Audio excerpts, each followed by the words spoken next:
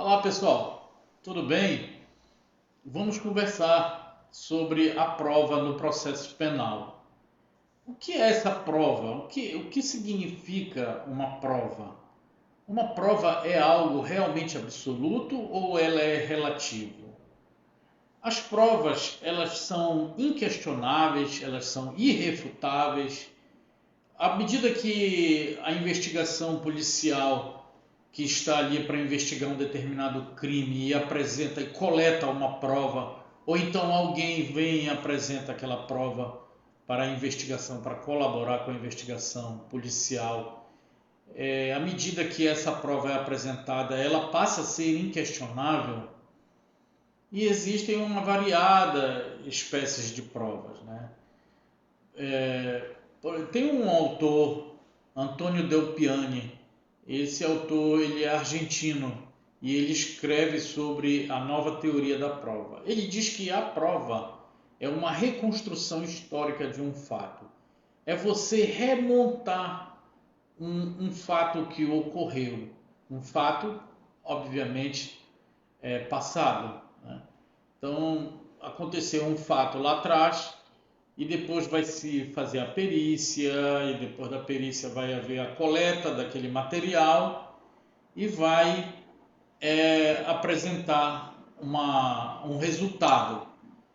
Até se compara muito, e Antônio Del Piane escreve nesse livro A Nova Teoria da Prova, que é como se você tivesse, por exemplo, um animal, um dinossauro, uma esqueletização de um dinossauro e ele tivesse todo quebrado e você teria que remontar todas aquelas peças, no caso de um museu, e aí você vai remontar aquela prova e vai remontar aqueles pedaços do animal, né, esqueletizado, e você vai remontar e vai colar ele, tentar reproduzi-lo e deixá-lo como ele era. E aí você vai ter a reconstrução de um fato, né? Você vai ter uma reconstrução de um fato. E Antônio Del Piane se refere que a reconstrução de um fato é que é uma prova. Tá bom? Mas assim, existem no campo processual penal, a prova apresentada, normalmente quando o promotor oferece uma denúncia, ele a oferece com base no inquérito policial. Na verdade, a grande maioria das denúncias no processo criminal, elas são ofertadas, mas são decorrentes do inquérito policial. O inquérito policial serve de base para a denúncia. E aí o delegado investiga um determinado crime que chegou até a ele e ele vai montar toda aquela estrutura, todas aquelas peças, é como se fosse um quebra-cabeça, e ele vai montar todas aquelas peças, depois ele encerra o inquérito policial e remete para a justiça para o promotor oferecer aquela denúncia baseado, na maioria das vezes, no inquérito policial. Tá bom? Tipo 99% mais ou menos. Então a gente não vê quase denúncia nenhuma tomando a iniciativa do Ministério Público. Apesar que o Ministério Público, a própria lei faculta, né, que o Ministério Público pode oferecer a denúncia sem estar adstrito ao inquérito policial. Então, a prova, neste caso, aqui no processo penal brasileiro, ela pode vir de várias formas. A lei brasileira admite várias formas de prova para o processo. Uma prova agora hoje se usa muitos mecanismos tecnológicos, né? Se utiliza muitos mecanismos tecnológicos. Uma câmera de filmar, um celular, alguém que bateu uma foto. Então todos esses mecanismos tecnológicos, pode ser por mídia social. Então, todos são mecanismos que viabilizam e potencializam o núcleo de investigação, aquele aporte todo da investigação, ele pode ser fornecido por meios tecnológicos e hoje já se dá essa grande abertura para que as provas sejam capturadas dentro do inquérito policial e depois fornecidas para a justiça. Tá?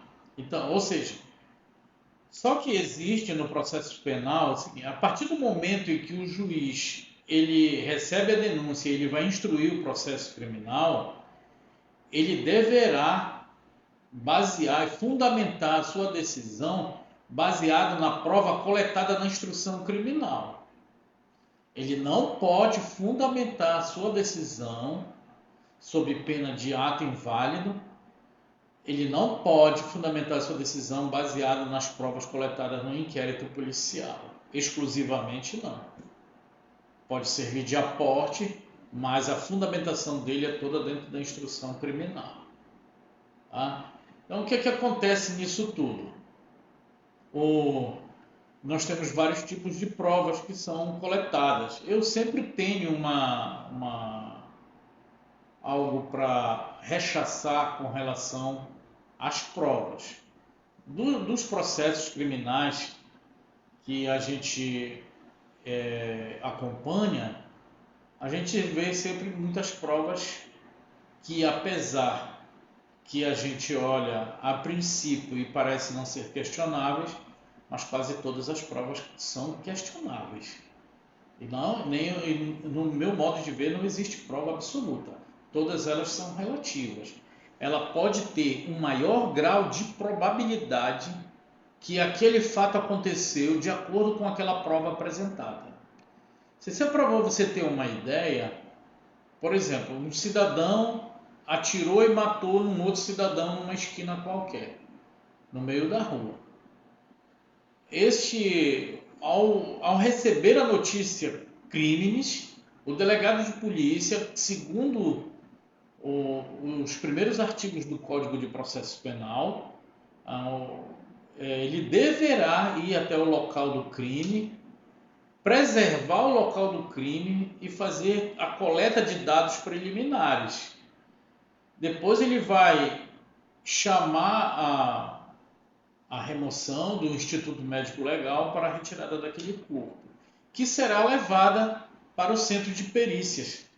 Ao chegar no centro de perícias, quem vai estar para fazer aquela perícia é o médico legista. Então observem uma coisa, o médico legista ele não estava lá na rua, ele não viu o crime. Ele não presenciou as coletas de dados que foram feitas naquele momento. O que ele vai fazer? Um relatório de necrópsia. Nesse relatório de necrópsia, ele vai informar o que ele está vendo no centro de perícias. Então, nem sempre se pode descrever os fatos de forma contundente, de acordo com o que está no relatório de necrópsia, porque é diferente do que está no local do crime, naquele momento, quando chega a polícia e observa. Eu jogo aqui, sem sombra de dúvidas, de todos os processos criminais, e me referindo especificamente aos crimes de homicídio, mas falo isso de uma forma geral, todos os processos criminais que a gente acompanha, eu posso dizer aqui, sem pestanejar, que 99,9% dos relatórios de levantamento de local de crime, eles sempre apresentarão a inidoneidade. O local era inidôneo. Ou seja, aquele local estava alterado, ele não estava idôneo, ele não estava preservado. O local não estava preservado. Por isso que ele é inidôneo. Ou já mexeram no corpo, já fizeram qualquer tipo de alteração. Dependendo do local, ele pode ter sido tirado algum pertence daquele corpo que já jazia ali naquele momento. Essas são formas que alteram e os locais ficam inidôneos. Então a prova não passa mais a ser absoluta, ela passa a ser relativa.